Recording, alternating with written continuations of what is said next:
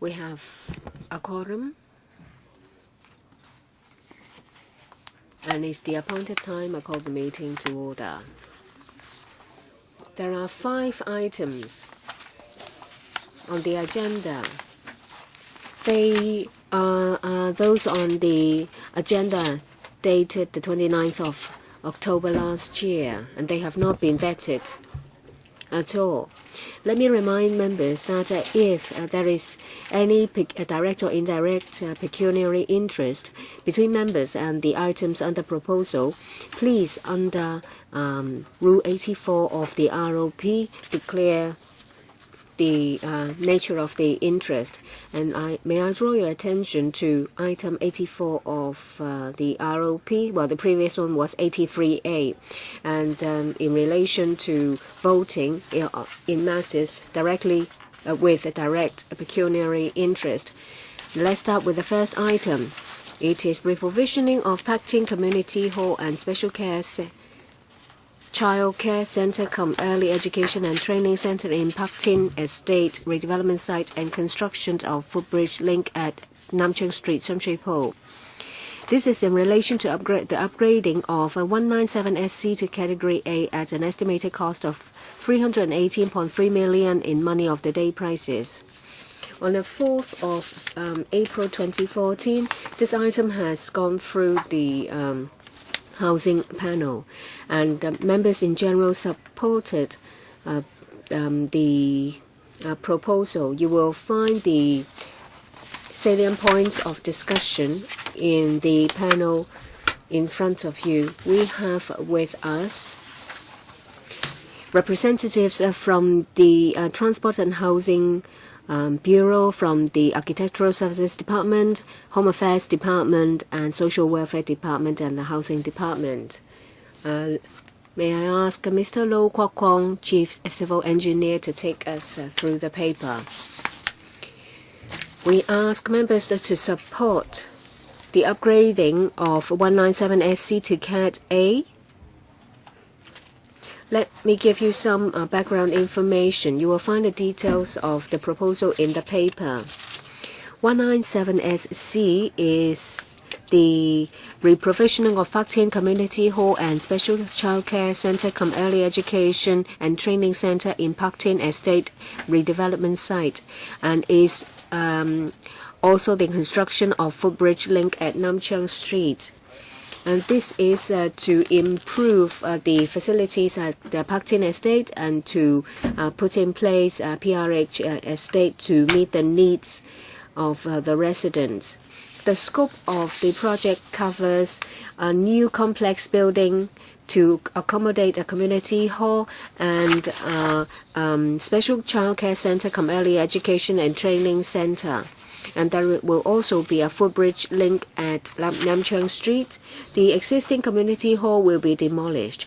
The site will be vacated to construct a building offering about 700 PRH units. The project cost is estimated to be 318.3 million in money of the day prices. We hope that funding approval will be given to us so that the project can start as soon as possible to provide community facilities and PRH units for those in need. Now I open the floor for members to ask questions. Please indicate if you would like to ask questions. Please press the button. Mr. Wong Kwok Hing, followed by Mr. Wu Chi Wai.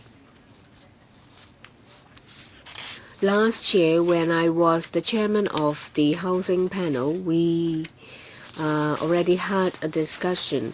Members agree this proposal, so I hope members will support it. Mr. Wu Chi Wai.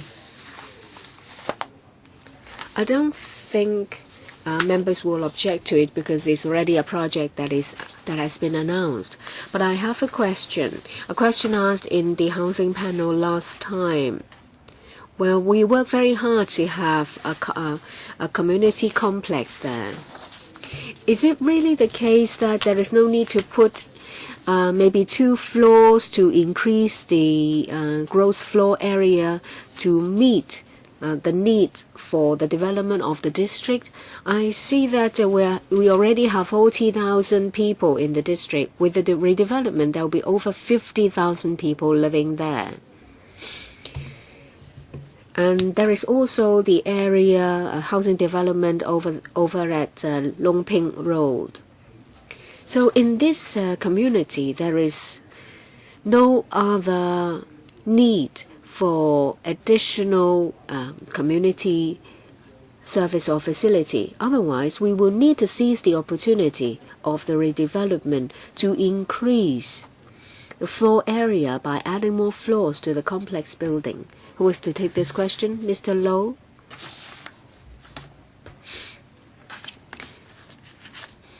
In the housing panel, we had a discussion on this issue. We explained to members that because of the small size of the site, given the limitation in the area, we have already exhausted the available space. In relation to other facilities, I will defer to the Social Welfare Department. Mr. Fong? Thank you. In Sham Shui Po is a rather densely populated area. When it comes to subvented services or self-financing services, there are already over 200 service units there. And we have about 30 service units under planning. In this proposal, well, it depends on the actual service area available for service provision. In Sham Shui Po, there will be other service units or facilities made available. I just want to know, well with a new community hall, because of the design, it has to be a standalone construction or building.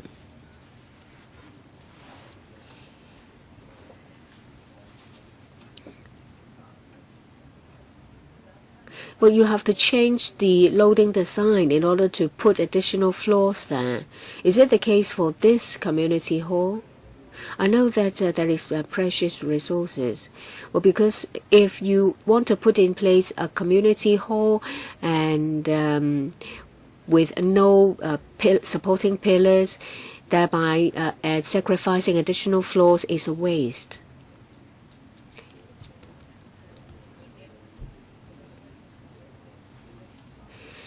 So should there be a 1.5 plot ratio for non-residential facilities? Who is to take this question, Mr. Low? I will defer to the Chief Architect of the Housing Department when it comes to the design. Housing Department. Ms. Yong? Thank you. This is a small site, and there are already some existing residential blocks in the adjacent area. We've made full use of the site. The community hall itself is quite tall. In the layout of the site, well, we have a community hall, social welfare facilities. It's already half of the height of surrounding buildings. In the district council consultation, we've heard concern about the impact, especially about ventilation when it comes to the development of this site. We've carefully studied this project. We have made full use of available space at the site. Yes, according to planning standards, there may be a chance that we can increase the plot ratio. But when it comes to the overall planning, that is the overall planning. But when it comes to the specific site, we have to take into account the surrounding area. So the facilities under the proposal is appropriate. Dr. Kokaki. We do not object to the proposal, that is to increase special childcare centre-cum-early education and training centre in Pak Tin. This site is a piece of precious site and a golden opportunity to increase social welfare services in Sham Shui Po. Say, for example, when it comes to elderly healthcare, health center, housing for the elderly, housing facilities for children with disabilities or RCHEs. You know that it's very difficult for us to find land to provide for these services. Now we have this opportunity. The community hall will be redeveloped. But if we don't use every chance to increase facilities, then it's a failure in some way. It's not just a problem for the housing department, it's also for the LWB and the FHB as well. If you look at the record, you know that we do need more facilities in the district. But we've heard nothing about it in the housing panel. Unfortunately, there is nothing we can do to change it. It's a rather late stage. How come the administration has done so poorly? We have this redevelopment.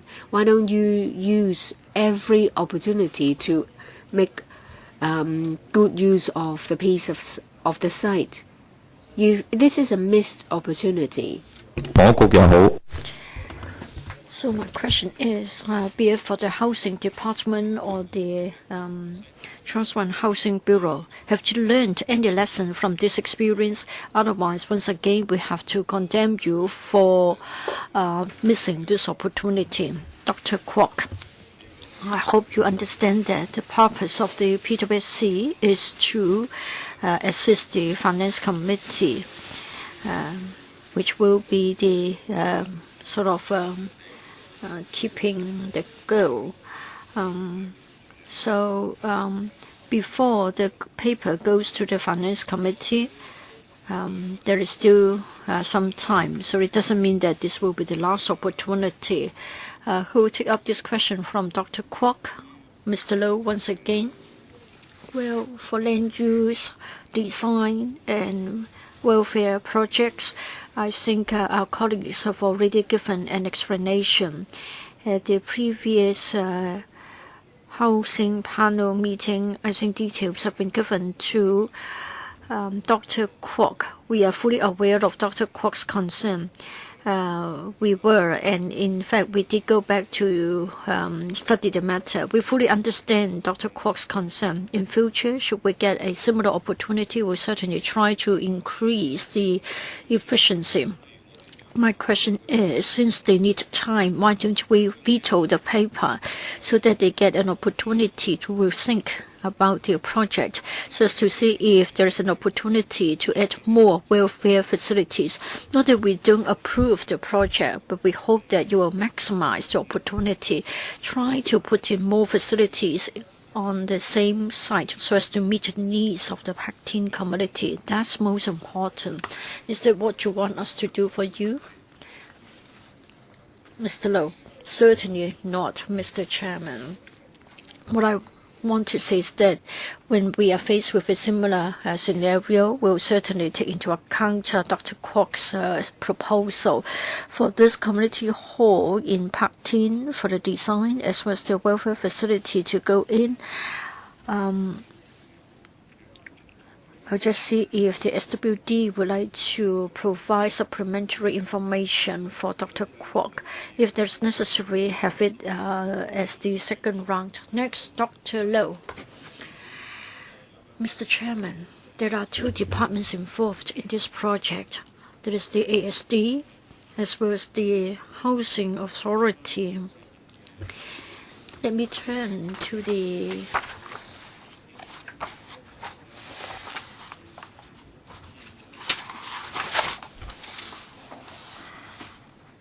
fourth page of the paper. Now, building works would account for $83.2 million. And then on cost payable to HA, $26.4 million. And then you find in the footnote that the HA will charge the administration for the design and construction of the project. So probably the HA will be entrusted with the work. Now for the construction, now we are talking about the building work. What does it include? So I want to know about the division of labor between the two departments. Yes, we'll take up the question. Mr. Low once again. Well, there will be the redevelopment of Pak Tin Estate as well as the construction of public housing in the vicinity. So to make it more efficient, the project has been entrusted to the HA. In this case, it means that we need to pay the HA for the relevant cost. Mr. Chairman, does it mean that for the building cost of $83.2 million, does it mean that the HA will be responsible for the follow-up work? I still don't understand. Does it mean that there are two parts to the construction cost? I find it difficult to reconcile item B and item I. Relationship between items B and I. Mr. Low, I hope you understand that we're referring to paragraph 11. That is items B and I. You find the information on page 4 and 5, pages 4 and 5 of the paper. This is about the on-cost payable to the HA and the building cost. Mr. Chairman, for the on-cost payable to HA, please take a look of footnote 2. It is set at an estimated rate of 12.5% of the estimated construction cost. I think Mr. Low's question is, for the sum of $83.2 million, is the building cost will also be paid to the HA, right? That's for the building works. And then for the payment to the HA, it is $26.4 million. Item I. Mr. Low, does it mean that it is not the direct cost? It is for the HA for providing services. In other words, the building itself, the building cost will be $83.2 million, right? Mr. Low, building cost $83.2 million. And other items from A to H. A includes piling.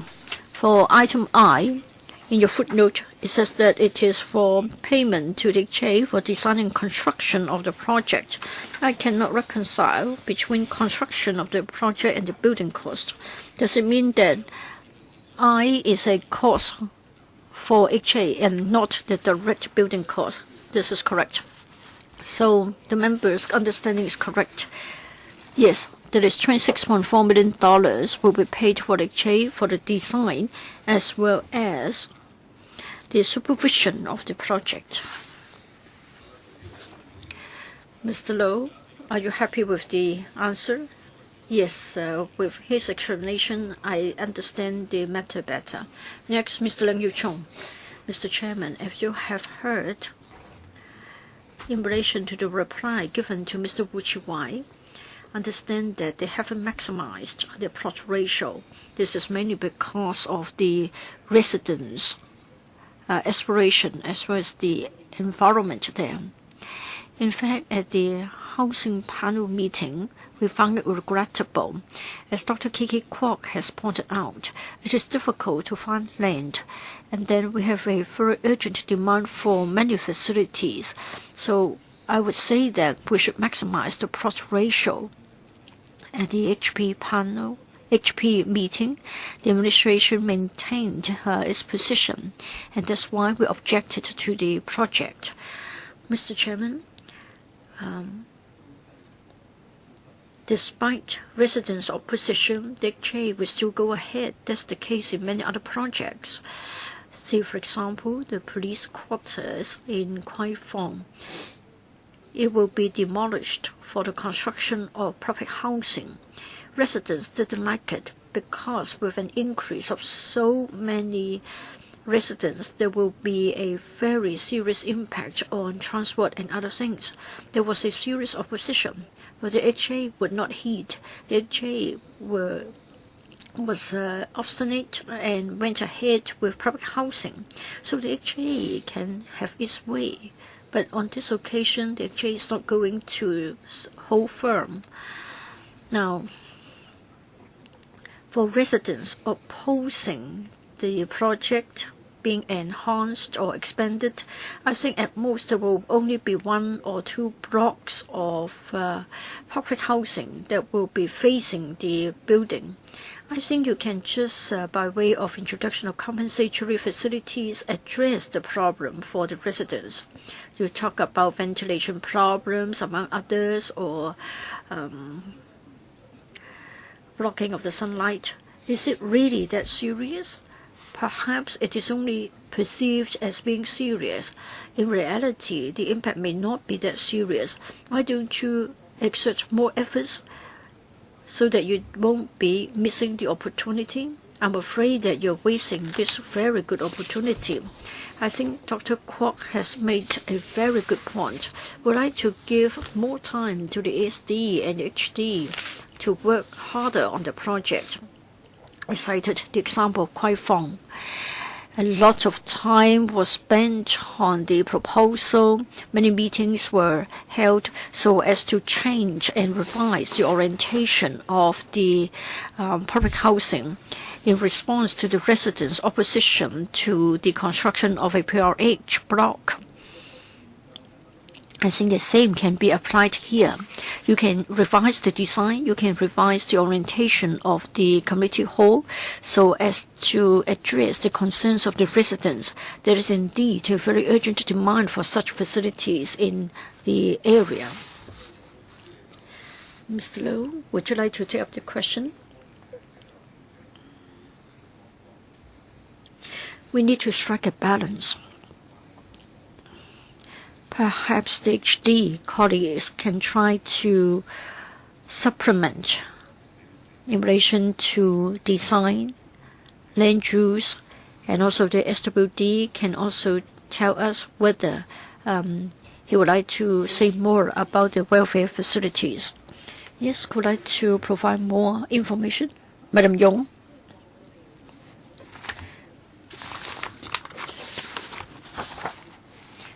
Yes, maybe I can provide more information concerning the community hall and the welfare facility. The site is very small. We have already maximized the site, and in fact, the welfare facility will be above the community hall.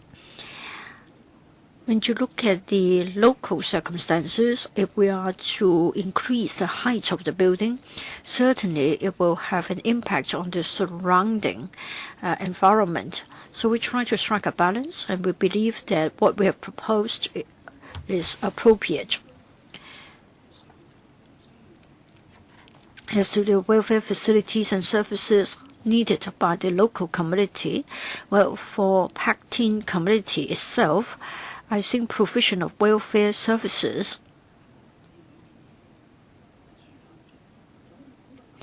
will take the form of this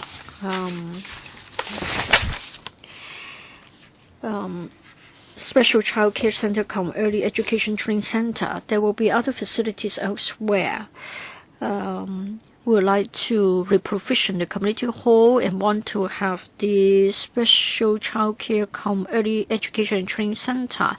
And then after this project, there will be 700 PRH units to be built upon redevelopment.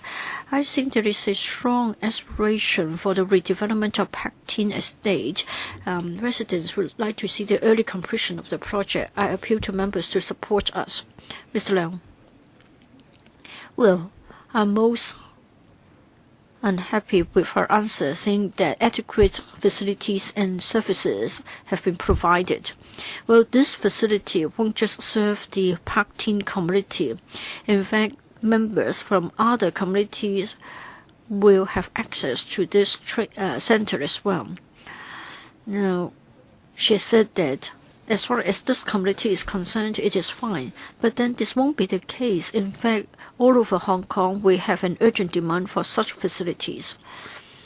We have completed the first round questions. Second round, Wu Chi-wai and Dr. Kwok Ka-ki. But then Tony Chair would like to ask questions for the first time, so I'll give the floor to you. Thank you, Chair. I want to follow up on what Mr. Low Wai Kwok has said. And that's in relation to paragraph 11, and that's about the on-cost payable to the exchange. Yes, they did explain the matter, but then the footnote has said that it is for the design and construction of the project. $26.4 million. What is the main tasks of the HA? Have you considered other alternatives? Why would you want to give it to the HA? Because we know that the HA has a heavy workload already. Chair, I think the site itself is sort of standalone. I want to know if the departments have already considered whether the current proposal is already the best arrangement. Is the HA only responsible for design, or will the HA be responsible for project management as well? When it comes to the contract, I know that there will be a price adjustment clause. Is it just like any other government project? I know that when it comes to HA contracts, it's slightly different in the terms and conditions from government ones. Can you give me more information? Mr. Low or Ms. Yong? I will defer to the Housing Department. Ms. Yong. In relation to the issue of using the HA, well, it is between Nam Cheong Street and Pak Wen Street. It's a small site and is quite secluded.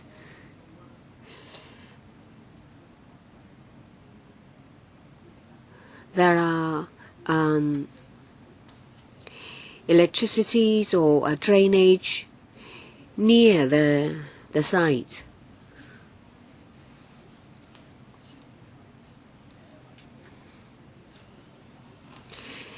There needs to be handover of the site when it comes to maintenance and repair. It will be better if the HA is to take up the project. So what is the actual role of the HA? What is it responsible for? We're responsible for design. We'll also take up the tender exercise. When it comes to construction, we will monitor the site. We will take over. We will take a delivery from the HA, and then we will give it over to the relevant department for operation. When it comes to the contract, the member mentioned whether there will be any difference between contracts of HA and contracts of other government projects. There may be some minor differences, but the actual content in relation to the construction will be in accordance with the standard of government community halls. I see that there is a construction cost. Is it included in the 26.4 million? I think for 11B there is $83.2 million for building, and under I, in the footnote 2, there is the construction cost. So how is it different from the construction cost at 11B? If you refer to the table of budget from A to H, they are related to construction. We have to engage a contractor to do it. And in I, you find in footnote 2 is design and construction cost. When it comes to construction, is the charge by the HA when it comes to supervision of the project. Mr. Albert Chan, speaking for the first time. We've been saying the same thing, and the administration's living in its own world, completely ignorant of the progress and development in the outside world. Bar facilities in a community hall. I've been saying that I would like to have a few more activity rooms in the community hall. As you know that there are times when over 100 organizations are bidding for one single time slot. There are a lot of classes, classes of interest, say Cantonese opera. In the evening, well, but the different bodies will have to compete for these prime time slots, and I myself have had difficulties in trying to get a time slot. The community hall can seat maybe 200 or 300 people, and for smaller rooms that accommodate, say, several dozens of people, then they are actually in great demand.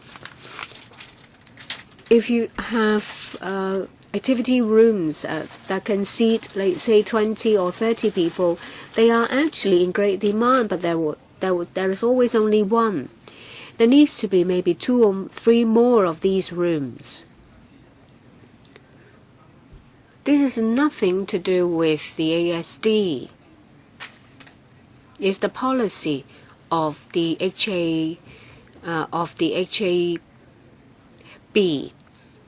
Their policies are outdated and they refuse to change. I can't stop the projects from going ahead because there is an actual community need. And every time I say the same thing, they refuse to move ahead with the times. Can I have some information when it comes to Saturdays, Sundays, and in the evenings? How many organizations apply to get a time slot, and what is the successful rate? Well, now for PRH units, thousands, over 1,000 people fight for one single unit.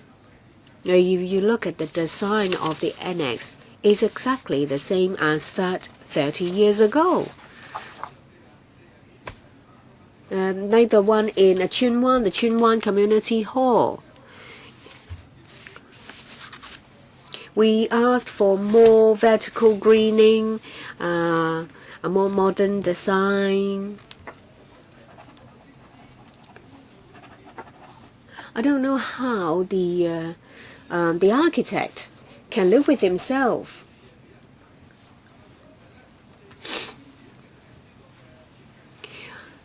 Well, otherwise, I would insist on taking up the design of the community hall. The Chuen Wan one I referred to was the Princess Alexandra Community Hall.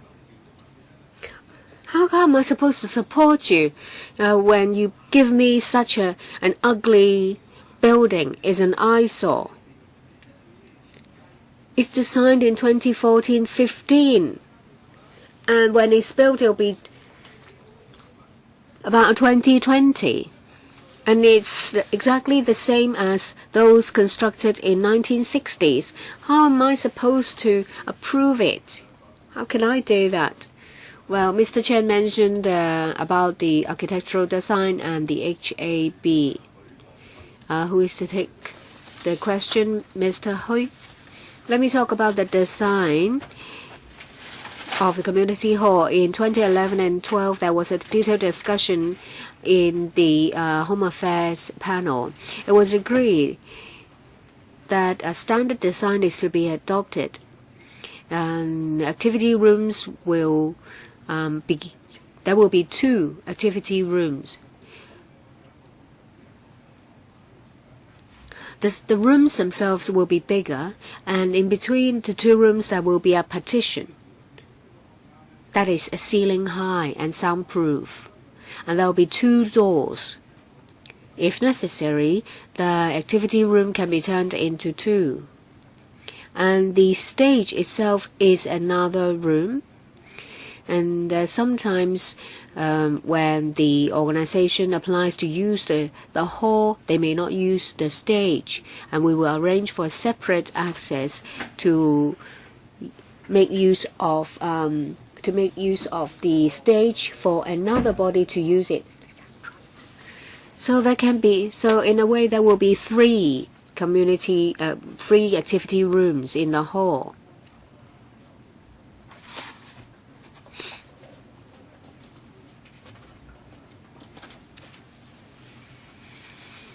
And in the hall itself, there are also partitions to make available the area for 2 bodies. So 5 different groups can use the hall at the same time. And in 2012, we have informed the HAP, and we have also informed the PWSC of this change. Ms. Emily Lau speaking for the first time. I do agree that the design is quite poor, but I don't know how long it will take if we do not approve it. It's very short, as a member asked, but we need space for more facilities.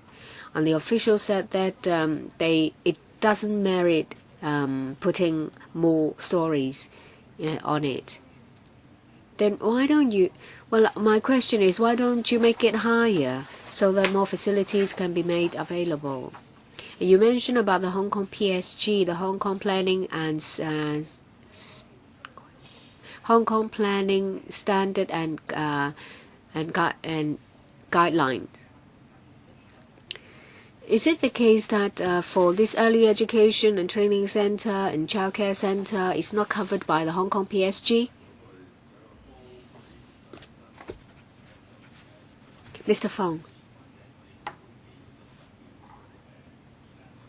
About the early education and training center, there is no specific standard. We have taken reference from those that are waiting for childcare center. So no one else said that they would like to make use of the space. Why did you put a limit on the height? Well, let's look at the overall picture of the redeveloped site. Different NGOs will be affected as a result of the redevelopment. We make arrangements to reprovide the social welfare services.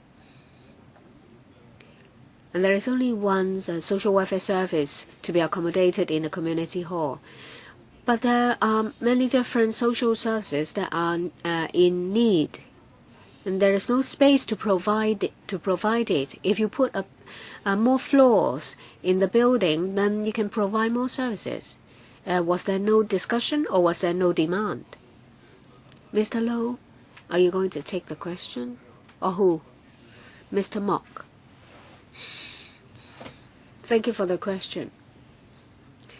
The ASD mentioned that when they were deciding the height, they have taken a number of factors into consideration.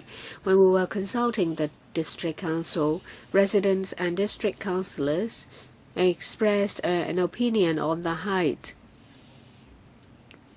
They said that while meeting community demand, the interest of residents in Pak Tin, especially those that are facing the community hall, should be minimized. And that is one of the considerations mentioned by the ASD. Also, residents object to having a tall block blocking their views. And that is one of the considerations in your planning. I do understand that residents may feel that, but if groups will have to, or people will have to wait for many years to receive the service, and now you have this site, and you only put a short building there simply because people say they don't want something blocking their view. Is it really how you make your decision? Mr. Lau.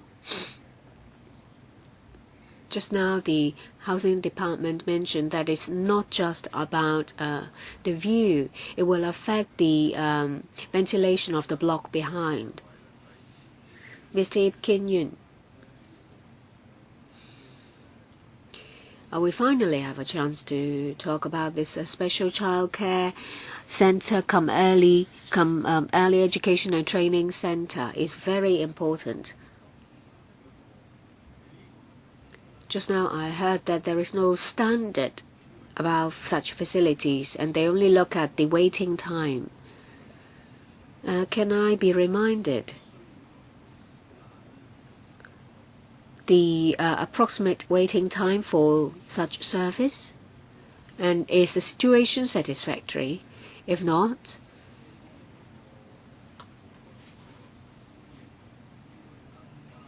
shouldn't the supply of these services be increased? I remember that in a panel meeting on the 7th of April 2014, there was mentioned that the service should be increased. And why don't you make more space through this building? If you're not increasing the number of places available, what then is the plan for increasing the places in Sham Shui Po as a whole?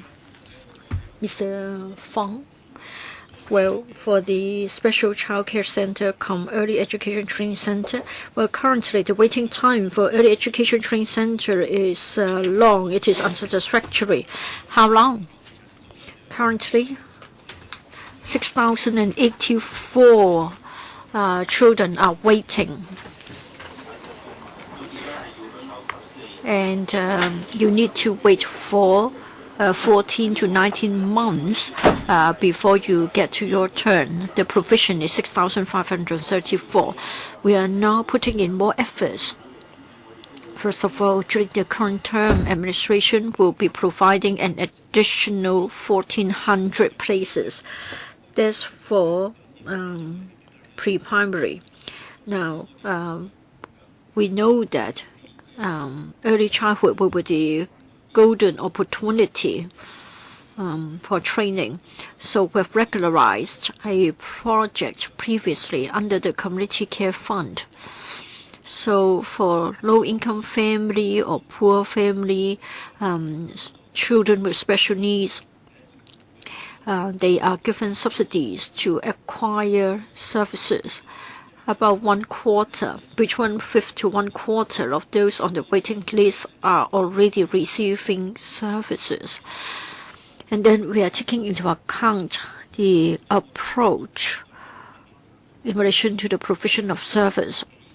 In other words, we are trying to adopt a multi-pronged approach. First of all, we want to increase the supply. Second, we want to shorten the waiting time. In particular, for the low-income families, we try to provide them with alternative services. And thirdly, we're reviewing the approach. In Sham Shui Po, as pointed out by Mr. Leung Yiu Chung, we don't just serve Sham Shui Po residents. Transport is convenient If anybody is interested in the service here, then they can come from other districts. For child care centers, there will be 4 being planned for this area.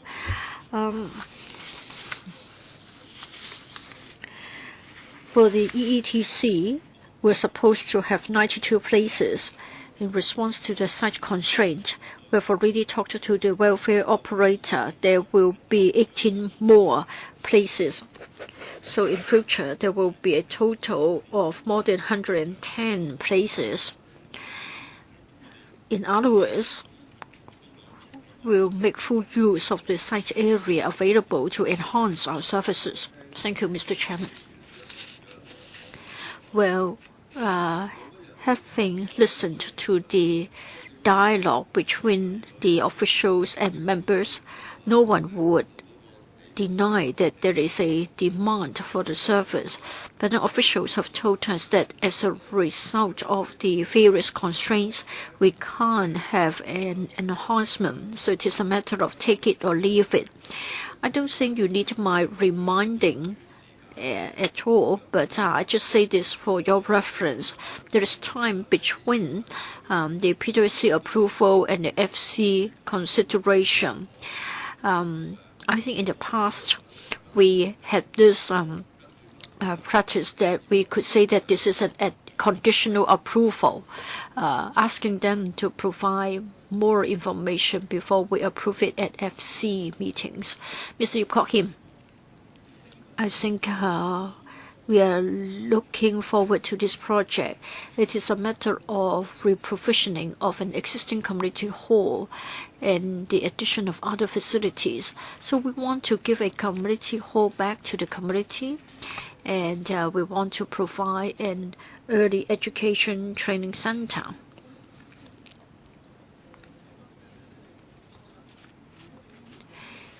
Indeed, if you talk about the height of a building, then for this particular one, this is going to have 5 stories tall. It is going to be a building with 5 stories. Land is in short supply, so it is natural for us to wonder why we can't have a taller building.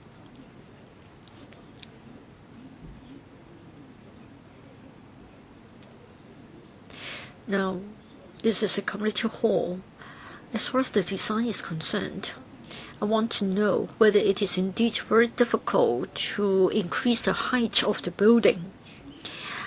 We have been told that to increase the height of the building, there will be the need to provide more columns.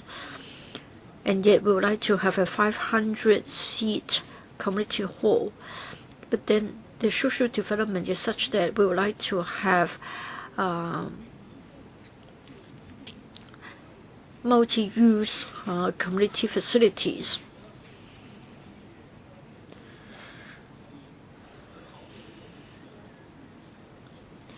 So we have to consider the mutual impacts of the multi-users.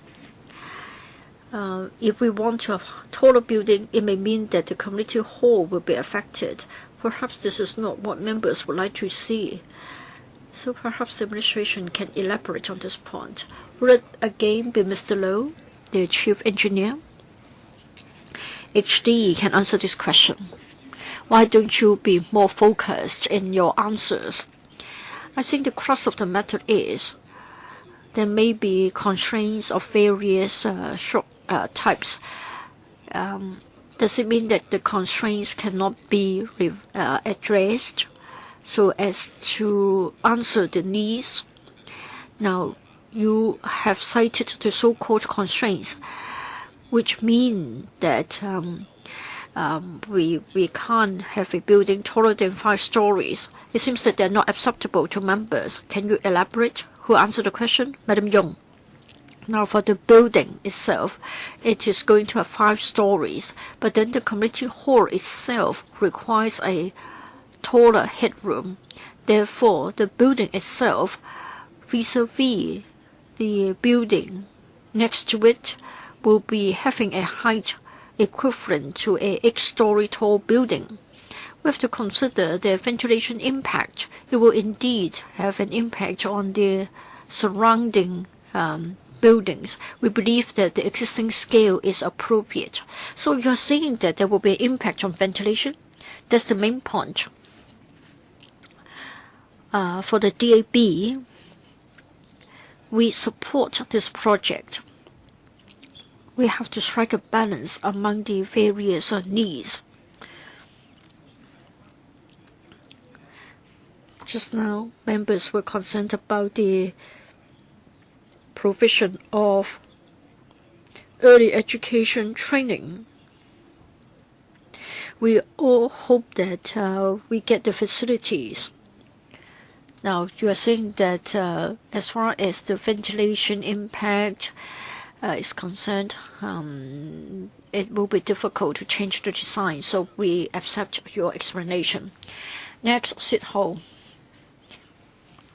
Just now, Mr. Fong from the SWD has been very frank. He said that more than 6,000 are on the waiting list, but then only 1/4 or 1/5 of them are getting help from the community care fund. In other words, there are still 4,500 on the waiting list. Now, early childhood years will be very important as far as the provision of training and education are concerned. It takes time to get to your turn to get an assessment, and then you have to wait for 14 to 19 months before you get to your turn to receive training. It may be easier for the middle class to acquire the service in the private sector, but not so for the poorer families, and it means that they are losing out even at the starting point. Here we're talking about the reprovisioning of the facility rather than the addition of a new facility. So indeed, it is a golden opportunity. We must grasp this opportunity to increase the number of places available. Now, when we look at the artist's impression for the community hall or the community complex, well, there will be a sky garden outside the SCC-cum-ETC, and that will be connected with the footbridge. I want to know whether the garden can sort of be used as a built-up area as well. Perhaps you can scale down the footprint so as to enhance the ventilation, or is it possible to have a sort of a hole in the middle to enable ventilation? Now, you have heard many voices. There is indeed an urgent demand for such facilities. There's the voice of the community, and you have got the support of the legislature. So when you design the community complex, is it possible to be more ingenious in your ideas? Now, the local residents are saying that perhaps the visual impact is not acceptable. You just want to silence them, and so you won't change your mind. But I think you are duty bound to explain the new facilities and the new policies to the local residents. Whatever you propose will certainly be met with support and opposition equally. Now, Mr. Ho has got a very specific proposal. For the 3rd floor, you have got the upper part of landscaped deck. Can you not raise it by 1 floor so that the footbridge will also be raised by 1 floor? For this very specific proposal, who will take up the question? Ms. Yong? For this very specific question, that is whether we can expand the sky garden or the landscaped deck. As far as the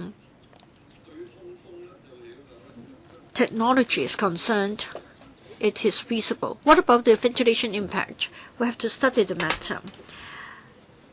we will have microclimate tests so as to gauge the ventilation impact. Currently, I haven't got information to give an answer. Well, Ms. Ho, understand that by having another floor, it will certainly have an impact on the ventilation. But then it means an enhancement by 50% concerning the area available or the space available to the SCC as well as the EETC. Fernando Cheung is not yet present. I'll give him the floor when he comes back. He'll be asking questions for the first time. And then Wu Chiu Wai, Kiki Kwok, and Albert Chen asking questions for the third time or the second time. This is the first time that I get an answer telling us that the ventilation impact is so serious that we can't have a taller building. But in fact, this is only going to have 5 or 6 floors. And then in the urban area, we have the few insights, and we have been told that even if they run to many floors, the government will still convince us that the microclimate will still be fine. Now we are talking about an 8-story tall building. Even if you increase it by another floor, the equivalent height will only be 10 stories. Are you really telling us that the impact on the microclimate is really that serious? You need to back up your claim with evidence. Otherwise, you are just moving the goalposts. If you want to put in a housing block, you will say that it's fine with the microclimate and we have to take the overall interest into account. Now, we're talking about the early education training center. 6,000 people on the waiting list, and then you're only getting 12 more places upon reprovisioning. It seems that you will think that you are already doing something great. But then the more I listen to you, the more I'm convinced that you are not trying hard enough. And I heard from you that there are 50,000 people living there. We're talking about childcare service, and don't mix the two up. You've been saying that it can't be done because of the visual impact, because of the community, because of ventilation. I don't find that a satisfactory answer. Give me the real answer. Tell me why.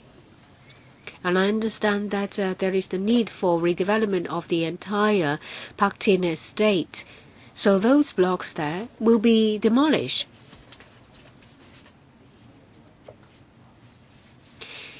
And after the building has been demolished, the new ones will come in. And there is already a community hall there.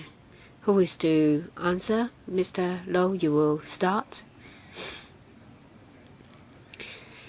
About the redevelopment, the blocks behind the community hall is not included in the redevelopment plan.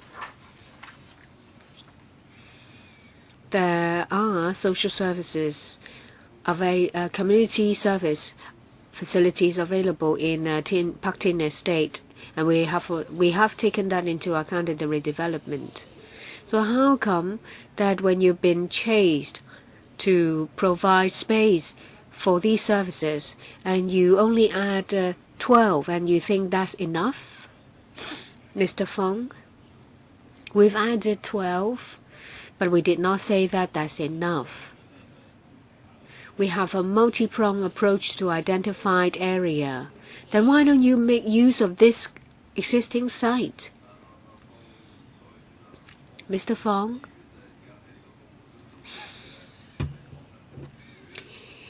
Members are actually helping the SWD because if more services is available, then people don't have to wait for as long, those 6,000 people. And of course, for users, you will have to increase the supply. And so is it the case that because of ventilation, because of visual impact, that's why you cannot add to the community hall? I cannot answer in terms of technicalities. When you're talking about childcare service, yes, there are 6,000 people waiting for it, and 1,400 places will be added. And we also have a development plan using private land. For childcare, we are talking about 3,800 plus places. Of course, they cannot be provided immediately, but our initial estimate is that when it comes to early education training services, we have sufficient space. Yes, it doesn't mean that there is sufficient space for other services. Well, if there is a suitable site for social services, we will actively consider that. Dr. Fernando Zhang. As we all know, there is a great demand for special childcare center.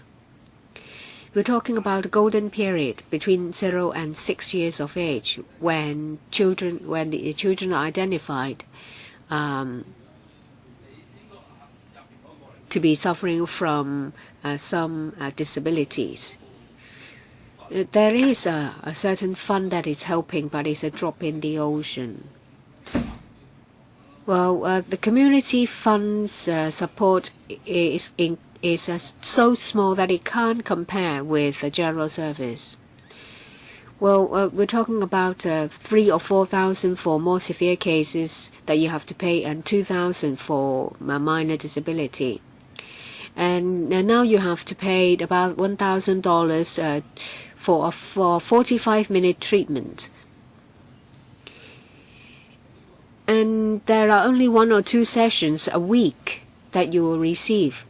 That is very limited compared to a dedicated childcare center providing the service throughout the week. In Sham Shui Po, in Pak Tin, as at the 30th of November 2014, you would have had to make an application in February 2013 in order for you to get the service now. So there is a waiting time of 21 months. You have to provide the service when the child is between 0 and 6 years old, so that the child will learn. If you miss the opportunity, the services will not be made available. Because once the child is in primary school, then the service will no longer be available. You have to wait to get an assessment, and once you're diagnosed, then you'll have to wait to get the service. We're talking about special care. So we should not lose any time. I agree with what members said. If you maximize the space, as many floors as possible. If you've exhausted the plot ratio, then we understand that the law doesn't allow you to make it higher. But that's the case for the Kwun Tong Community Hall. It was 5 to 6 stories high, and after it's been demolished, is now 2 stories high. And the service units that were there were kicked out. I don't know whether it's the case that they prefer a bigger community hall in a shorter building for shows to be staged. Can we have as many floors as possible? Because a lot of service providers are waiting to have some space to provide the service. Mr. Long, as we've explained, that given the site itself and the surrounding areas, we have maximized the site. But I think we know what the focus is. As Mr. Low said, he's already answered the questions more than once. As a matter of fact, we still have Dr. Kwok Kaki, Albert Chen, Lei Yu Chong, and Yip Kin Yun waiting to speak for the second time. Please be concise, and unless you are tackling from a new angle, you'll be talking about the same thing. You have to vote, so it's for us to decide what to do. Please make your speech short, and then we will put it to a vote. Dr. Zhou? If they're saying that they have maximized the space, they should elaborate. I asked whether the plot ratio has been exhausted. No. Well, these are the reasons we've heard. Visual impact, ventilation, microclimate. So the plot ratio has not been exhausted and no laws have been broken. So give me the proof. Give me the proof about microclimate, ventilation, and visual impact. Tell us what you have done technically. Well, but they won't be able to produce it, and this will be put to a vote today. So it's for you to decide what to vote, how to vote. Dr. Kokaki, to be followed by Mr. Albert Chan. They are indifferent. I don't know if anything got through. We're talking about reprovision. So there's just 180 places, but 6,000 people are waiting. And when it comes to housing, they make use of every space and put a standalone block there, to put a hotel here, residential block there, blocking all the views. Let's look at this. It's unbelievably short. And there is one section that is slightly higher because of the Sky Garden. We now only ask for 1 or 2 floors more, and they've given us a lot of excuses. And they also said that, well, perhaps NGOs should wait for redevelopment. But I've asked Matthew Zhang. They have to wait for another decade.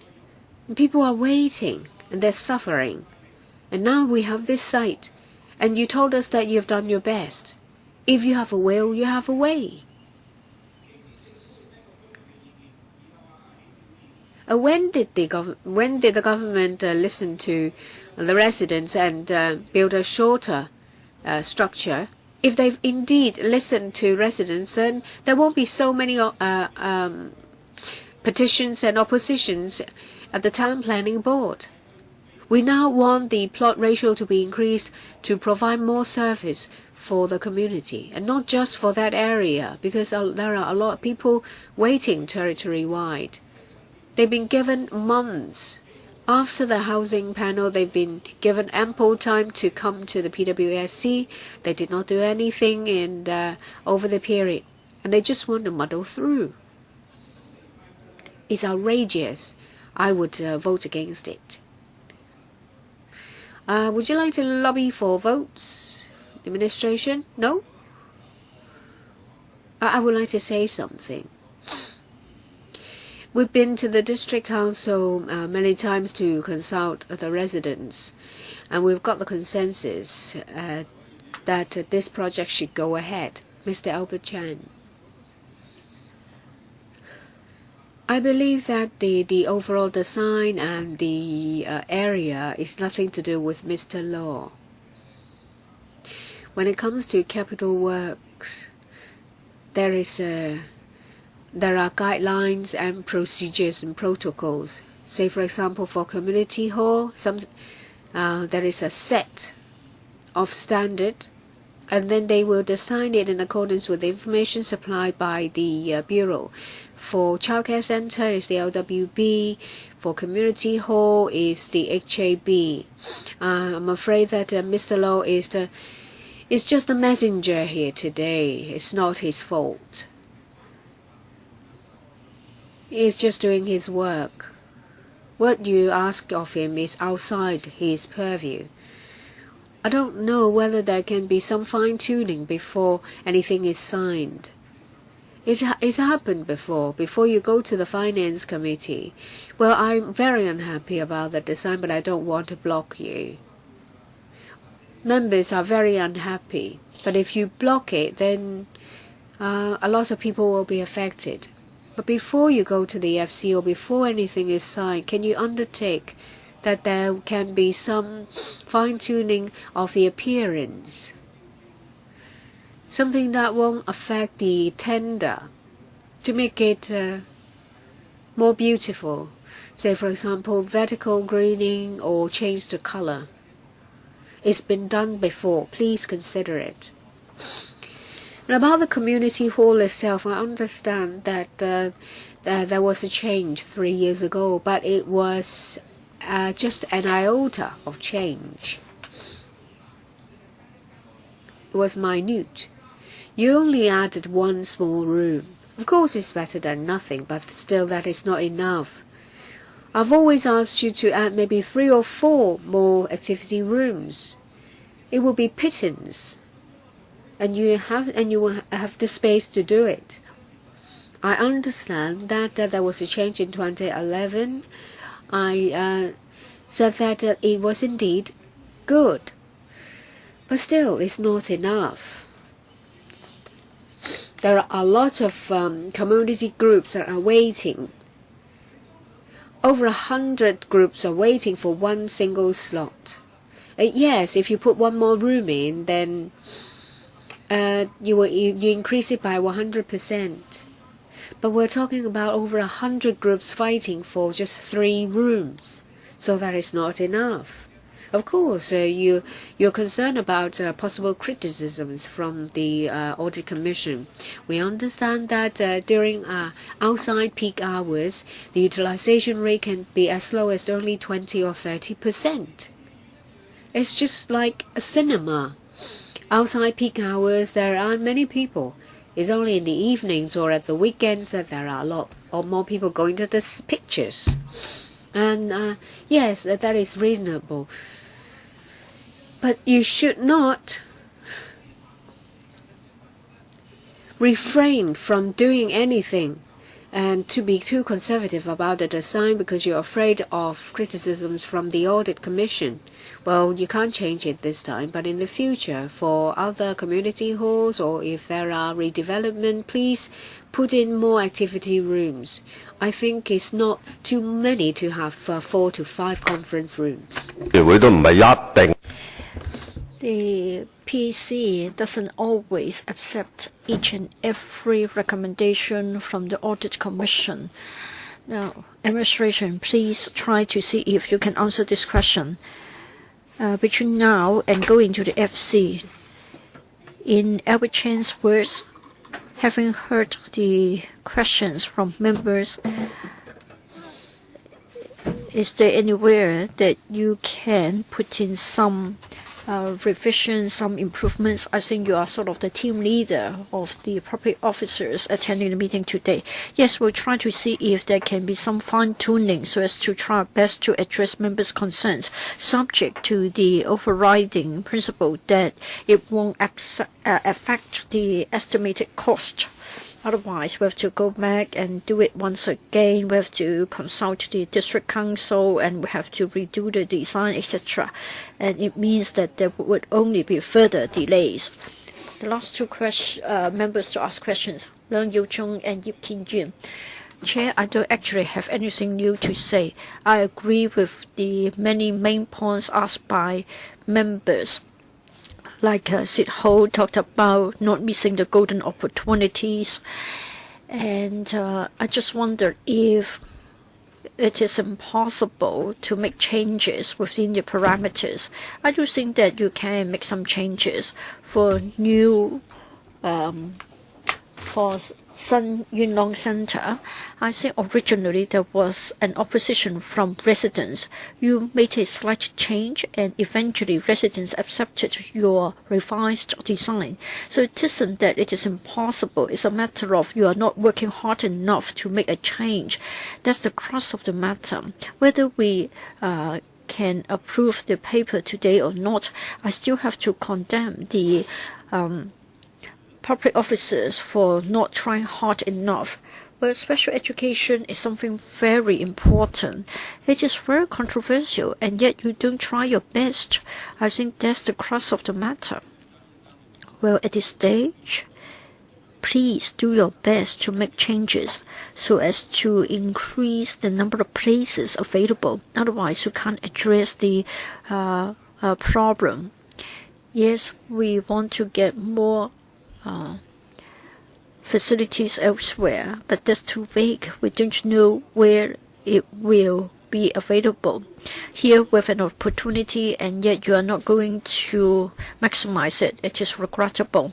Mr. Low, yes, whatever we can do to make improvements by fine-tuning, we will try to do so. Anne Jiang for the first time. Thank you, Mr. Chairman.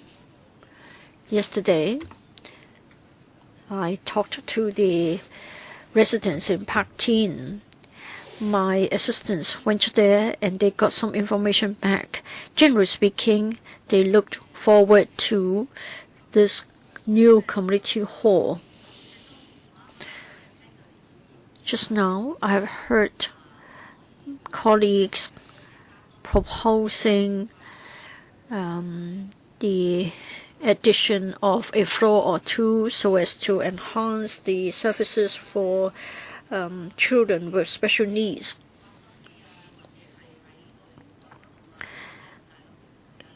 Maybe we can reduce the size of the landscaped deck, or we can go deeper in underground. I think all such fine-tuning should be considered. There are also members who said that the building can be made taller. Of course, in the case of private sector buildings, property owners would object to a taller building next door because it will affect their property price. But now we're talking about public housing estate. But still, we can't say that take it or leave it. I'm going to block your view. If you don't like it, you can't do much about it. I don't think that's the right mindset. I don't know if members who spoke have ever been to Pak Tin, but they're not members representing Kowloon West. How come that they're so vocal? Now, for this site, it is located in a corner. We have Pak Tin and Pak Tin Estates. We've only got this corner site. But then if you are going to put in a very tall building in the corner, I'm sure there will be a serious impact on ventilation. And then it will be too crowded. So I support the proposal, in particular the proposed building height. As to the proposal to have further greening, I'm sure the government should provide more landscaping. Now, it is said that they should go back to redo the design. It means that they have to go to the public for consultation again, and they have to go to the district council again. How much more time will be needed? But I don't think residents can afford to wait anymore. Mr. Low. Thank you, Mr. Chairman.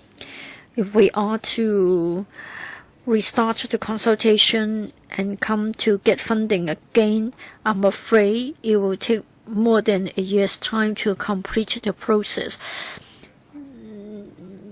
Not to mention the increase in price as well as other things. Yes, there will be the need to spend more public money. Let's put that question aside. It will still mean a longer waiting time. So I'll urge members to consider the following.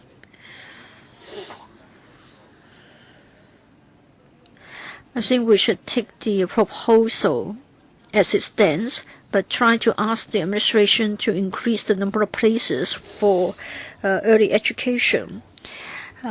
Let's hope that when the matter is before the FC, the officials can tell us how they can increase the number of places. We do believe that there should be an enhancement of early education places. Ms. Chang, in order to incentivize them, are you going to provide a conditional support and ask that to be done before the matter goes before the FC. Yes, I hope that they can increase the number of places for early education, in particular special education. It is said that there is a shortfall of 6,000 all over Hong Kong, but does it mean that all the places should be provided in Sham Shui Po? Of course not, but still we want to have some more in Sham Shui Po.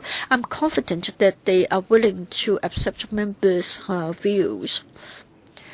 We'd like to welcome Mr. Paul Chair. I take this opportunity to thank you and members for accepting my late membership application. Now, we are on the first item of the agenda. Of course, we all know that there is a keen demand for early education.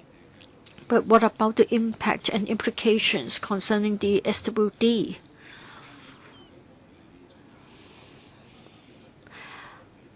I think the local sentiment would not be the only or the major consideration.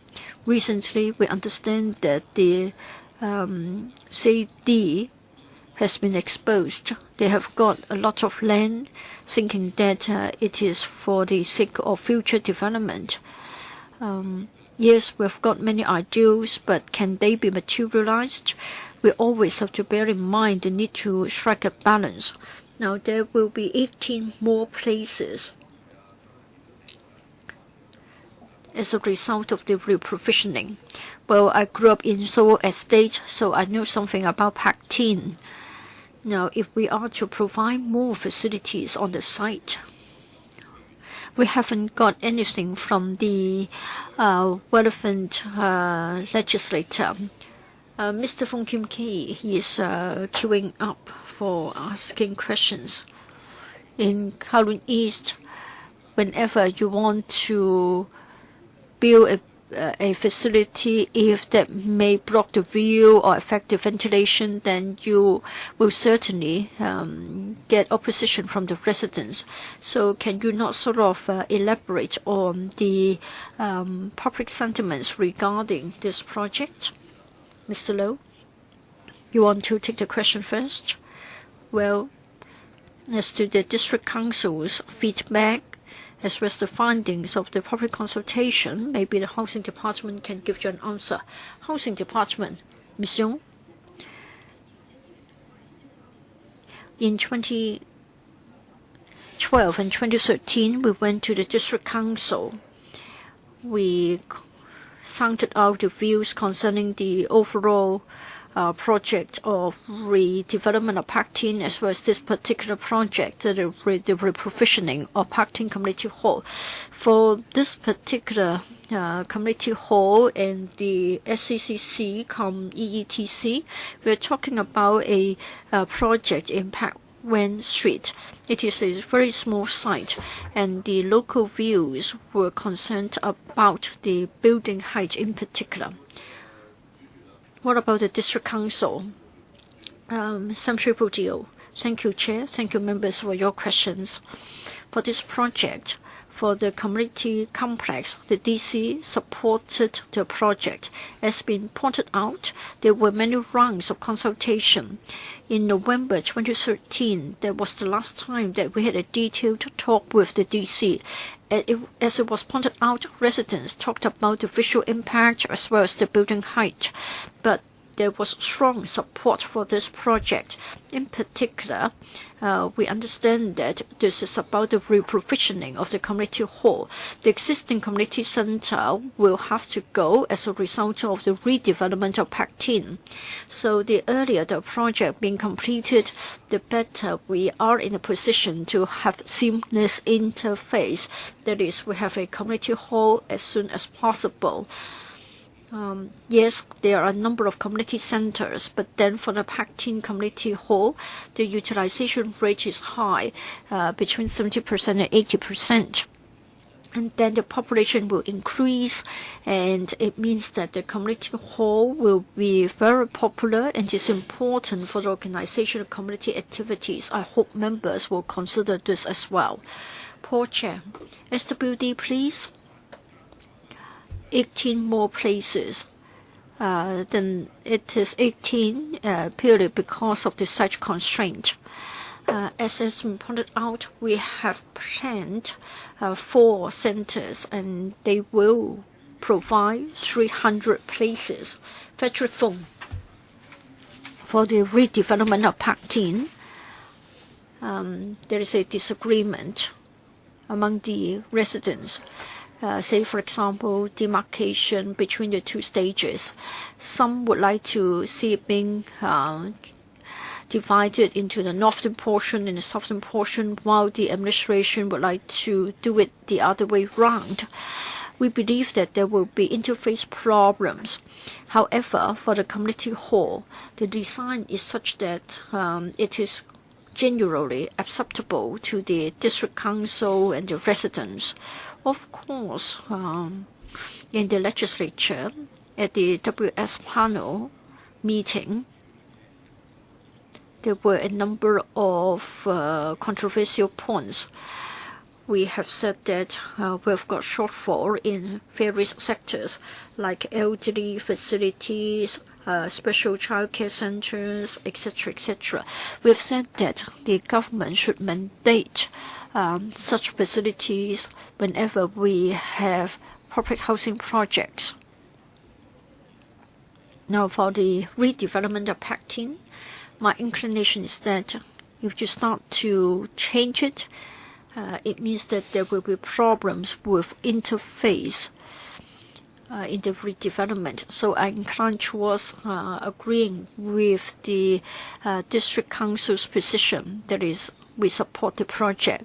But then perhaps before we go to the FC, the government should consider whether we can address the concerns of members as much as possible. I don't think the government needs to give an answer. Next, Ms. Chen Yun Han. Well, I think I'm going to say something along the line of Frederick Fung. According to the paper, it is said that the district council supported the project and urged for its early implementation. That's paragraph 17 of the paper.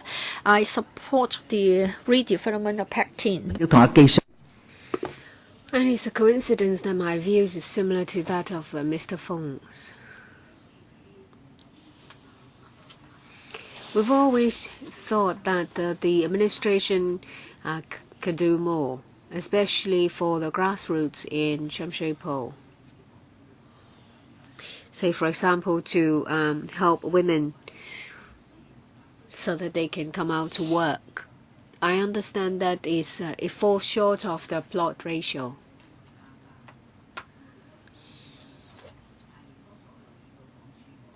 This is my view. Well, the housing department said that it's a small site. The district council is concerned about the plot ratio. But there is a demand, there is a need for childcare service and elderly service. And I've always said that when it comes to precious land, the administration should consider more. It's not simple as planning for a site. You can do more in design. You shouldn't say that it's a small site, so you refuse to do more.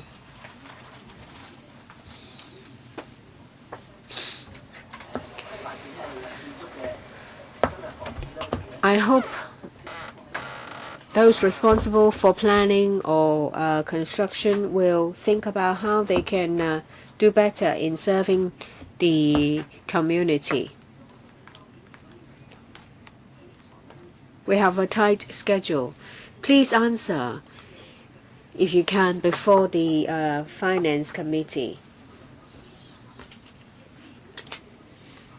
The District Council would like the project to go ahead as soon as possible. There is a need for this project. Well, some members think that the land is not properly used, but the administration think it is. My second point. There are 2 service provisions. Well, there is the seamless handover It's a new word, new term. How can there be a seamless transition between the old one and the new one? It often happens in the government. This is the housing department, that is not the housing department. And in the Kowloon East project, it was a mess. I would like to remind the administration, there is a new development, there is a reprovisioning. How can there be a seamless transition? Mr. Low, I thank members' question. If we are to start from scratch, it will affect our timing. It will affect social services. Will also affect the 700 PRH units. Because apart from reprovisioning the Pak Tin Community Hall and the Child Care Centre,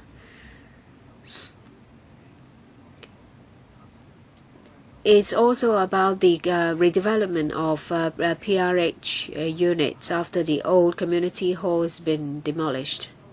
Well, you should not threaten us like this. No, it's not a threat. Don't threaten us. You are threatening us. Don't use heavy words like that. Chief Engineer, sorry, I will change my words.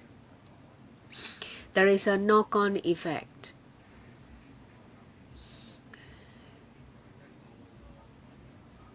The Child Care Centre is now in Block 13 of Pak Tin Estate. It will be demolished in the last phase. We would like to build the community hall and the Child Care Centre as soon as possible, so that the service can be moved to the new community hall. Mr. Kit Yun is speaking for the second time. He's the last one. I have a question.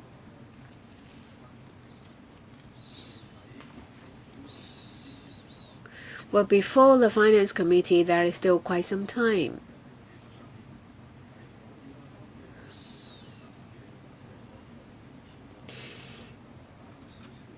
Can you maybe tweak it?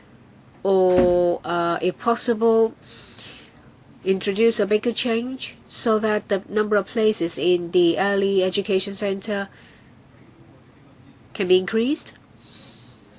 Because if you can give us the information, it will be of great help to us in how we decide to vote. Ms. Yong or Mr. Low? I will defer to Ms. Yong.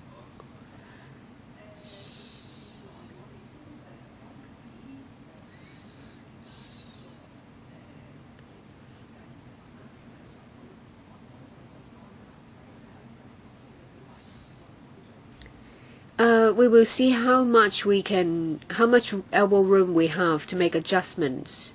Say, for example, to increase the floor area for more surfaces.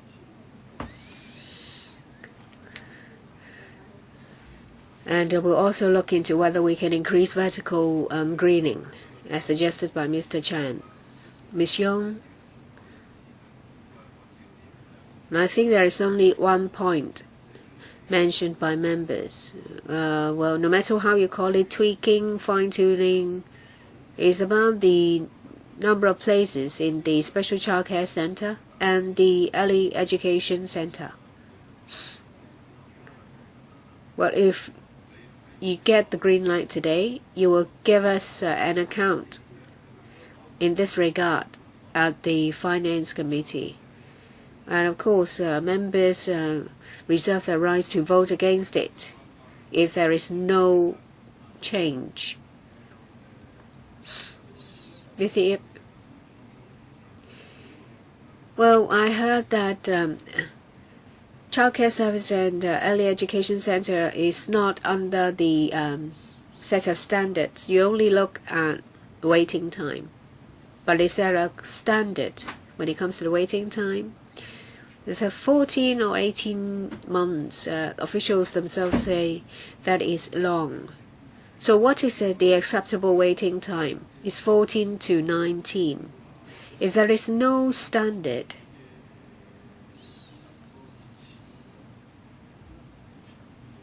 then it's rather arbitrary when it comes to development of such services.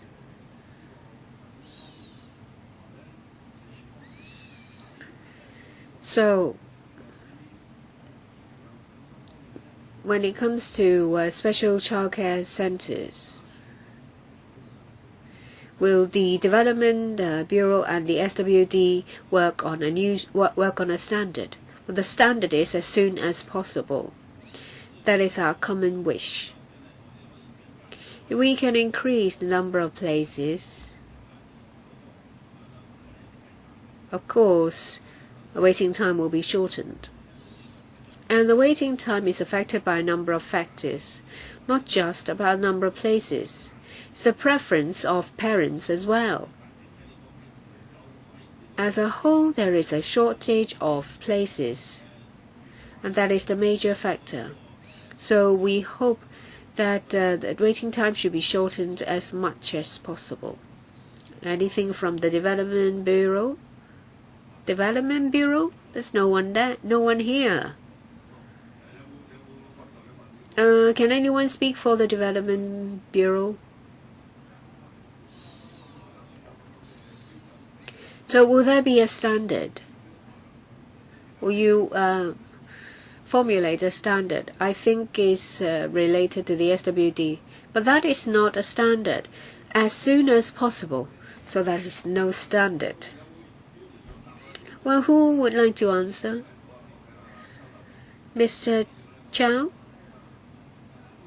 Well, the Hong Kong PSG covers a number of facilities, and it is set by the respective policy bureau. It's for the reference of departments. I think you will have to direct your question at the relevant bureau. If there are no other questions, I will put this item to the vote. Those in favor, please raise their hands.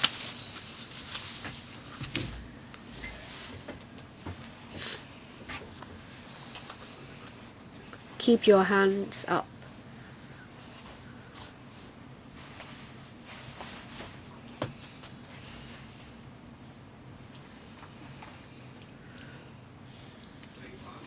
Those against, please raise your hands. I think from members present, they all vote for the item, so the item is endorsed. Next, yes, take this out, please. Well, ask the clerk to write down every issue we have mentioned and require written answer. Item 2 is has 703 buildings, recreation, culture and amenity sports facilities. 273 RS Sports Centre in Area 24D Sha Tin. This is a proposal to upgrade 273 RS to Cat A at an estimated cost of 639.7 million in money of the day prices. On the 11th of April last year, the administration has consulted the HAP. Members did not object to the PWSC's discussion of this item, and you'll find the deliberation in front of you. We have members from the HAP, ASD, LCS and LCSD. Please take us through the paper. Who is to do that? No need? Mr. Choi? Thank you. This is the Sports Centre in Area 24D. This is a capital work of the former municipal services.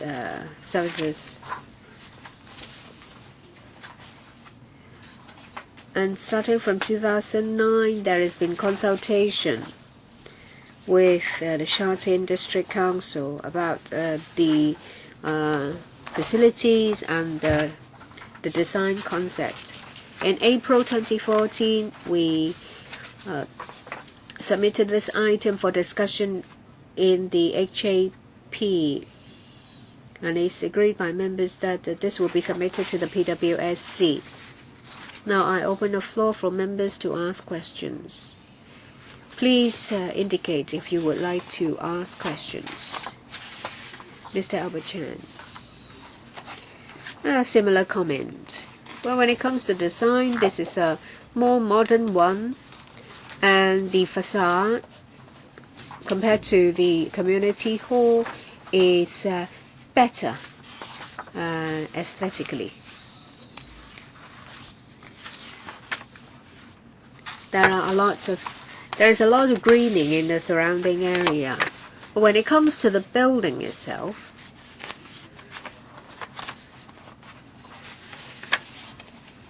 is not satisfactory.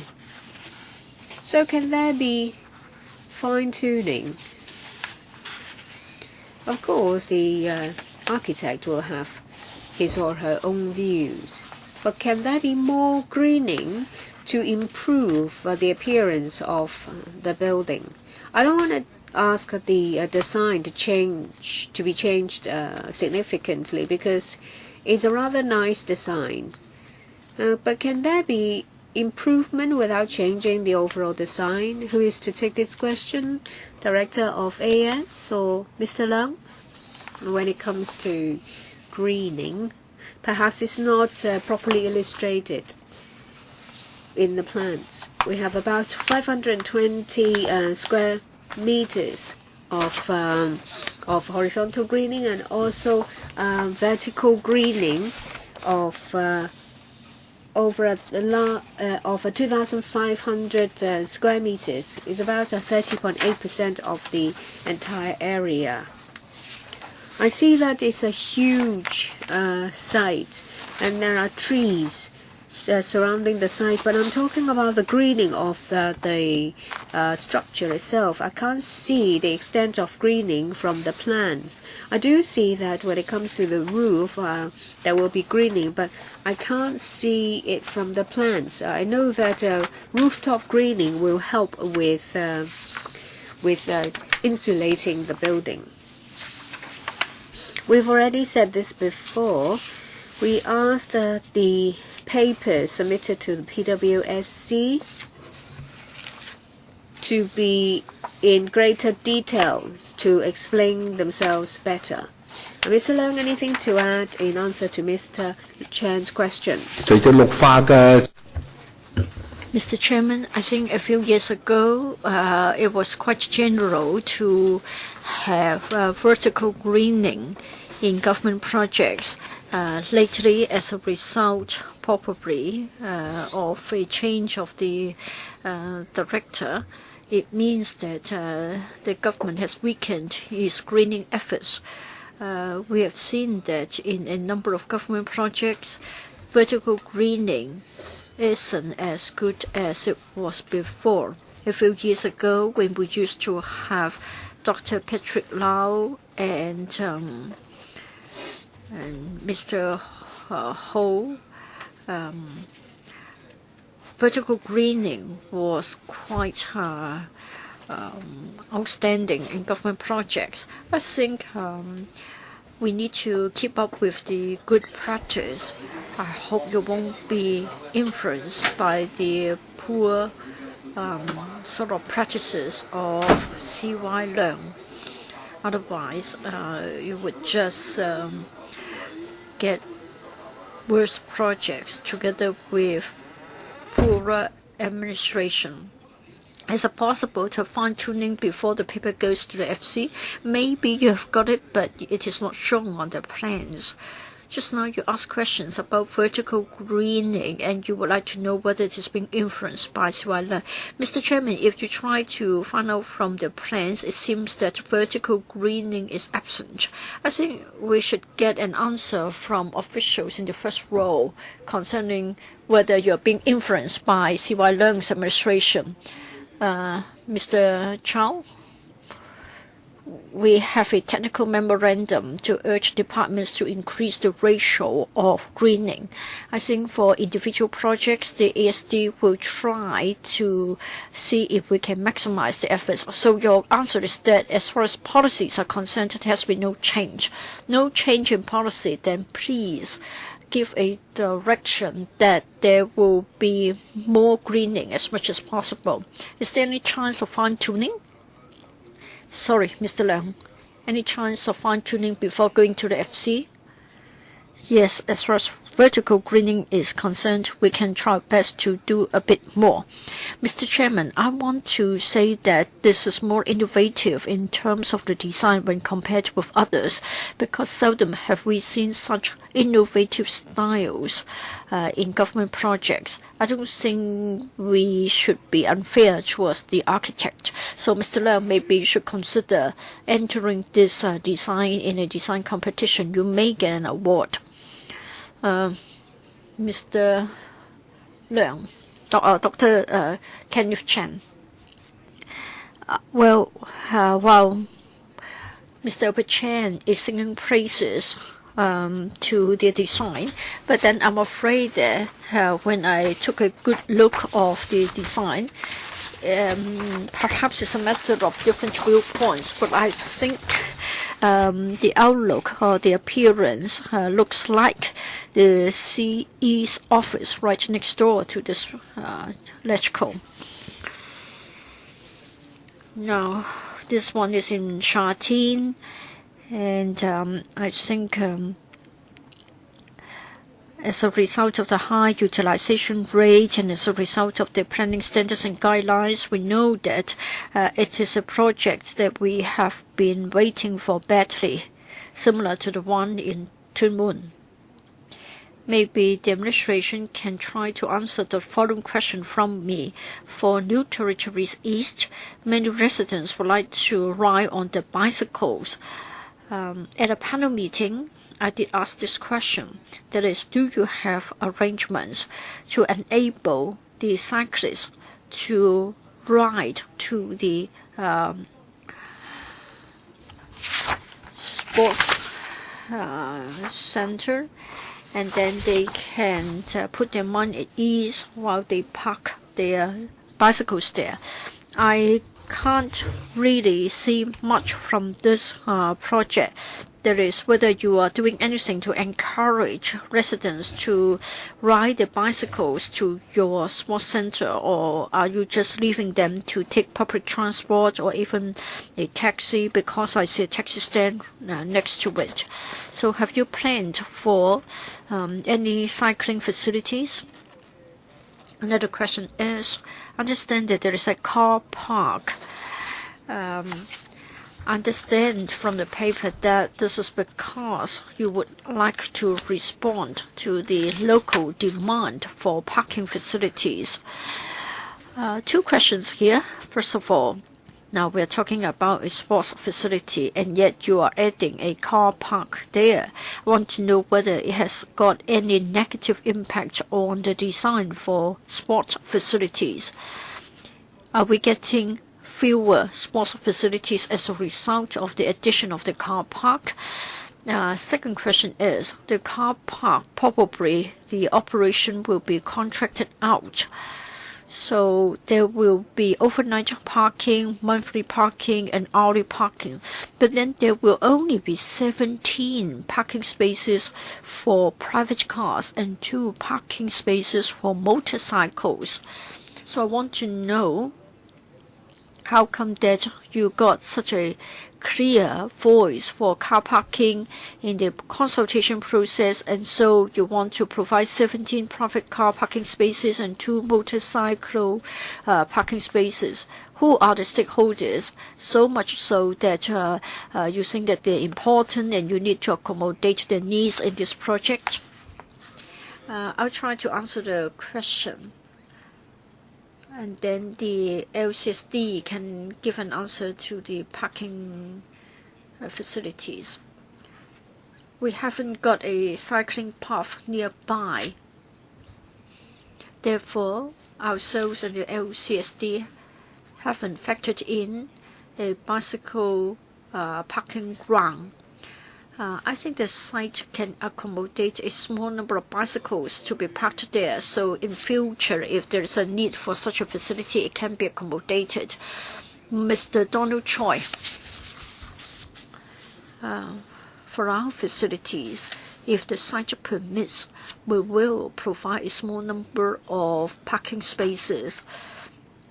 This is to accommodate the following arrangement. Sometimes we have got large-scale activities and we may want to accommodate the needs of the disabled. So if the site permits, we can provide a small number of parking spaces. Now, the site has certain constraints. We can only provide 15 parking spaces for private cars. Well, I think the same question was given last time concerning the bicycle parking ground. Last time we were already told that there isn't a cycling path, and so there won't be a place for the parking of bicycles. But even if you haven't got a cycling path, if people like to take their bicycles, they may want to ride on the road. So I think you shouldn't dismiss the question in this way. For the other question concerning parking, I don't think I quite understand the answer fully.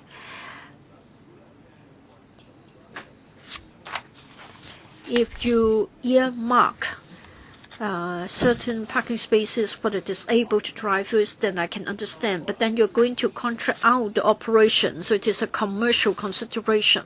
If you want to cater for the needs of the disabled drivers, then I can understand. But no, in this case, we'll have monthly parking, hourly parking, and overnight parking, and the service will be contracted out. Well, I think the car park is going to be a public car park open to the public rather than merely for the staff. Mr. Choi, anything to add? Thank you, Mr. Chairman. For our car parks, whenever there are more than 15 parking spaces, the car park will be contracted out for management on our behalf. And then for our car park, we do designate certain parking spaces for the disabled. It is our departmental policy to contract out the management of a car park. 3 more members have indicated their wish to ask questions. Emily Lau, Lo Wai Kwok, and Wu Chi Wai in that order, assuming that 4 minutes each and 12 minutes. We will still be able to put the matter to the vote if I'm to add 15 minutes to the meeting time. So please indicate whether you would oppose to my lengthening of the meeting time by 15 minutes. So we are going to extend our meeting time until 10:45. So Emily Lau for the first time. Paragraph 4 of the paper, Mr. Chairman, refers to the Hong Kong Planning Standards and Guidelines. We are told that we're supposed to get 11 sports centers for Sha Tin, but there are only 5. So I really hope that you will do more ASAP because the shortfall is huge. Now, there are many schools nearby. So what is our policy? Do you have any arrangements for schools to have priority in using the sports center? Who will take this question? Mr. Choi. Thank you, Chair. Thank you, Ms. Lau. We know that in Sha Tin, there are 5 sports centers, and one is being built opposite to Prince of Wales Hospital. For this one, if we secure your support, it means that there will be 7 sports centers in total. 4 other places in Sha Tin have been identified, and the planning department has been asked to reserve them for us. Shui Chun O in Ma On Shan and Lok Wo Sha and Wu Kai Sha, 2 other locations. We do have a policy to enable schools to have priority to hire our venues for school sports activities. For non-peak hours, if our facilities are not being used by other users, schools can use our facilities free of charge. I hope that we can provide 11 sports centers in total ASAP. And for schools, schools don't have very good facilities. Please try to let them use your facilities ASAP as much as possible. Now, what about the opening hours? We have got such an excellent sports center. There may be young people who have nowhere to go. So do you plan to open your venue till a later hour so that young people can come here to use your facilities at night? Mr. Choi. Thank you, Chair. Well, together with the SWD, we have been providing some of our venues to NGOs.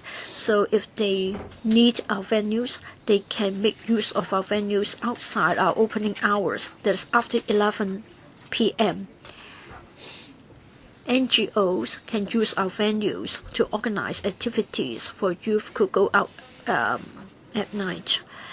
What about the other sports centers, the planned ones?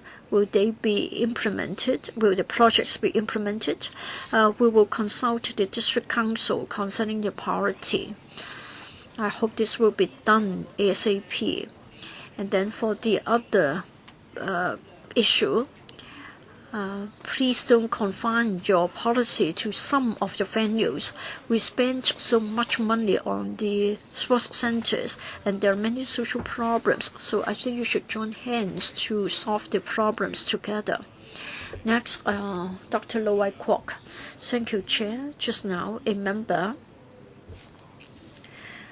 talked about his concern in relation to the greening of the site. It is legitimate. As the representative of the engineering sector, I want to say that for new government projects, we emphasize energy conservation, greening, and also the recycling of resources. They have become standard requirements, and you can see it in page 7 of the Chinese version of the paper. My understanding is that this is this standard. People have been fighting for it, and there is improvement. Now it's a routine requirement. But I think it can be enhanced further. A few months ago, I went to To Kwa Wan. It's an integrated community district facility center. It's very well designed. There are a lot of environmental friendly features. There is vertical greening. There is sky garden. It's practical and nice.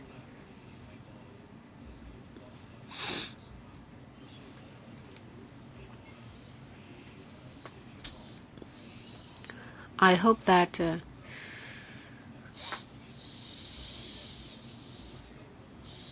department will further promote these good measures, these good designs we've seen recently. There is a serious shortage of sports facilities in Sha Tin. I was a district councillor in Sha Tin for quite some time. I've been asking for this many years. I hope that, well, I thank you, Chairman, for extending the meeting so that we can put it to a vote today. Mr. Wu Chi-wai, we don't want to delay this project, but I have a question. You said there are 4 other sites that will be turned into sports center. But when we see community facilities like sports centers, they are separate and standalone facilities. Well, with a shortage of space, we will have a multi-purpose complex. Say, for example, we have a building that is the public market, library, and sports area. Has the policy changed? Because we have limited land. We have to make better use of our available land. There is great demand in society. There is a shortage of land, if you do not stack things up, there is no other viable options. There are 4 other sites. Would you consider this approach? In, say, Southon, in Wan Chai, we have an indoor sports center. In Macpherson Stadium, that is the same.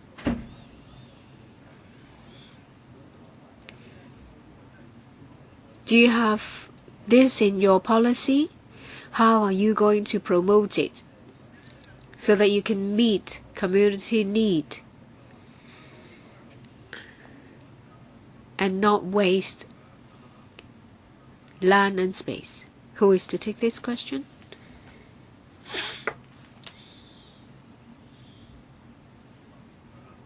Mr. Choi?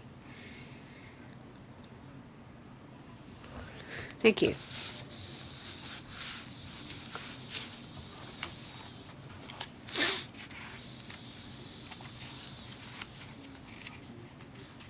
For some projects, we will use the land to provide other facilities. It depends on the project and whether there are needs to use the site for other facilities.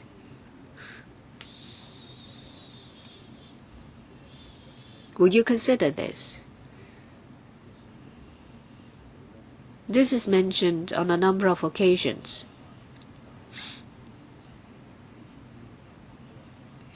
Should you adopt your old mindset that if it's for the facility, it will be for that facility alone? If that is the case, I don't know how you can meet needs in the community. Mr. Chan or Mr. Chow? We would like to make full use of every piece of land. There will be internal consultation, and if other departments would like to use the site for other facilities, then considerations will be given.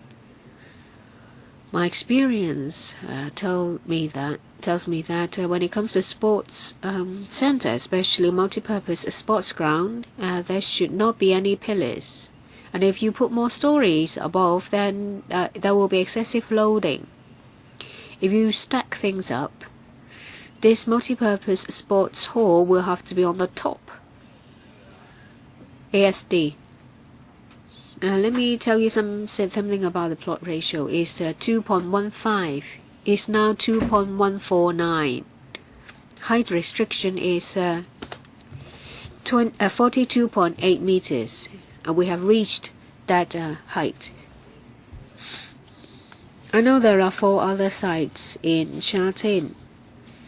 It involves land planning and land use changing, and change of land use.